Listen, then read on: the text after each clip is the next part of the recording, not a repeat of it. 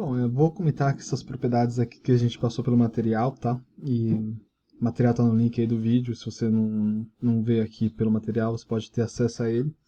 Mas a primeira propriedade que eu vejo mais interessante aí da parte de subtração, enfim, de números negativos, é o simétrico, tá? Então, quando você olha um número A, por exemplo, tá? Você tem o número A e você tem um simétrico que é o menos A, tá? E o de interessante desses dois números é que a soma deles vale zero. Então, quando você soma o A com o menos A, isso aqui vale zero, tá? É uma propriedade bem interessante, bem quase que óbvia, mas acho ela bem interessante, tá bom? A segunda propriedade é que esse A ele existe, né? Ele também é único, tá? Então, o simétrico, o número simétrico, não, o número oposto, ele é único, tá? Isso quer dizer que não existem dois, tá? Não existe dois simétricos, só existe um. Então você consegue garantir um negócio chamado unicidade, tá? No material está demonstrada essa propriedade aqui. A propriedade 3, que eu vejo ser interessante também, é o simétrico do simétrico. O simétrico do simétrico, tá? O simétrico do simétrico é aquela propriedade que você tem lá, menos 3, tá? Então, quando você tem menos adjacentes, assim, acumulados, isso aqui é a mesma coisa que mais 3. Então, você tem que o sinal negativo, um perde o efeito do outro, né? Quando ele vem aos pares. E aí você tem um número negativo. Tem um detalhe, isso aqui na linguagem, né, nas línguas, que acontece um negócio chamado dupla negativo, tá? E aí um exemplo dessa dupla negativa é o seguinte, quando você fala não foi ninguém, tá? A palavra não, ela tem por trás um caráter negativo e ninguém também tem um caráter negativo, tá? Então, quando você tem uma frase falando assim, ah, não foi ninguém, quer dizer que foi alguém, tá? É mais ou menos isso. Agora, se você fala foi ninguém, quer dizer que realmente não tinha ninguém lá, tá? Mas quando você fala não, você está negando o que vem depois. Então, você está negando que foi ninguém. E a negação de foi ninguém é que foi alguém, tá? Tem algumas linguagens mais lógicas e mais cartesianas que proíbe a dupla negativa, tá bom? No caso do português, putz, a gente fala negativa a rodo, né? A gente fala assim, ah, não foi ninguém não.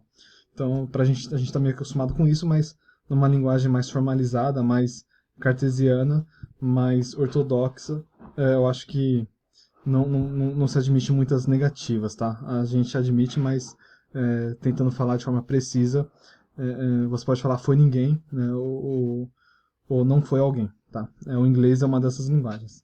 A propriedade 4 é a anticomutatividade, tá? Anticomutatividade. Quando você tem a palavra anticomutatividade, quer dizer que não é válido, tá? Não é válido a comutativa. Não é válido a comutativa. E não ser válido a comutativa quer dizer que 5 menos 3 não é a mesma coisa que 3 menos 5, tá? Porque isso aqui vai ser 2 e isso é diferente, obviamente, de menos 2, tá? Então, não é válido a comutatividade, é válido a anticomutatividade, porque os números, quando você faz a comutativa, dão sinais trocados, tá bom? Você vai ter aqui a propriedade 5, né? Que é a anti-associatividade, ou não vale a associativa. E aí o exemplo disso é o seguinte, quando você tem lá menos 2 menos, vou colocar assim, sei lá, 2 menos 3 menos 5, né? Aqui eu tenho 2 menos 3 menos 5. Se eu primeiro faço essa continha aqui e depois eu faço essa continha aqui, vamos ver o resultado? Aqui você vai ter 2 menos 2. Aqui você vai ter menos 1, menos 5, né? Aqui você vai ter, então, 4. Aqui você vai ter menos 6, tá? Então, são duas coisas bem diferentes. E uma das últimas aqui que a gente vai ver é o elemento neutro, né? Então, P6. Quando você tem lá, você vê aqui, elemento neutro. Elemento neutro. Elemento neutro na soma e na multiplicação é o 0 e 1, né? São números que quando você coloca na operação não altera o resultado. Mas no caso da subtração, você tem lá 1 menos 0, isso aqui é 1. Então, de fato, aqui atua como elemento neutro. Mas quando você coloca aqui 0 menos 1, isso aqui dá menos 1, né? Então, quando você faz a subtração do 1 positivo, isso vira 1 negativo, mantendo o 0 aqui, tá bom? Então, mais ou menos, não existe um elemento neutro também na subtração, tá? Você pode pensar muito bem elemento neutro na soma e na multiplicação, tá? Que aí é o 0 e 1. E uma última propriedade aqui que é relevante, né, é que o zero é simétrico dele mesmo, tá? É simétrico dele mesmo. Ou seja, não existe o simétrico, né? Dado que o simétrico é único e o zero é simétrico dele mesmo, enfim, não existe o simétrico do zero. E aí isso decorre da tricotomia, né? Porque quando você tem lá números positivos, negativos ou zero, aqui você vai ter o zero, aqui você vai ter números positivos, aqui você vai ter números negativos, os elementos simétricos ele vêm aos pares, né? E são números que estão equidistantes ao zero. Então são números que estão equidistantes ao zero em relação à origem, né?